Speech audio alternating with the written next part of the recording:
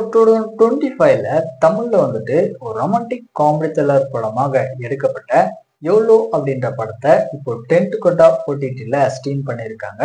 ஆக்சுவலா ஒரு நல்ல ரொமான்டிக் படம் அப்படின்னே சொல்லலாம்.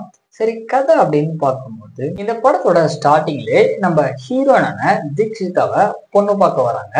இருந்தாலுமே இவங்களுக்கு ஆல்ரெடி மேரேஜ் ஆயிருக்கு அப்படின்னு இவங்க அப்பா அம்மாக்கு தெரிய வருது. பட் நம்ம ஹீரோனுக்கு தனக்கு எப்படி மேரேஜ் ஆச்சு அப்படின்னு சொல்லிட்டு சுத்தமா ஐடியாவே இல்லை.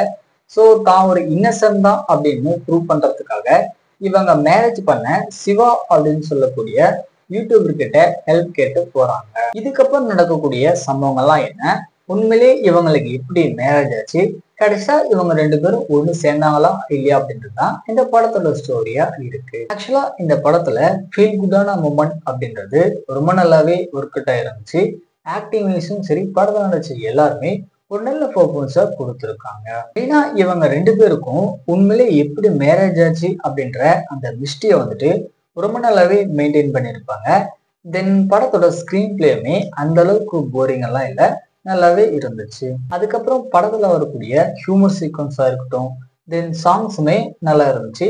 பட் இருந்தாலுமே இந்த படத்துல நெகட்டிவ்ஸ் அப்படின்னு பாத்தீங்கன்னா ஒரு சில இடங்கள்லாம் வந்துட்டு இன்னும் கொஞ்சம் டீட்டெயிலாம் பண்ணியிருக்கலாம். அது மட்டும் இல்லாத இந்த படத்துல ஹாரர் அப்படின்றது அந்த அளவுக்கு ஒர்க் அவுட் ஆகல.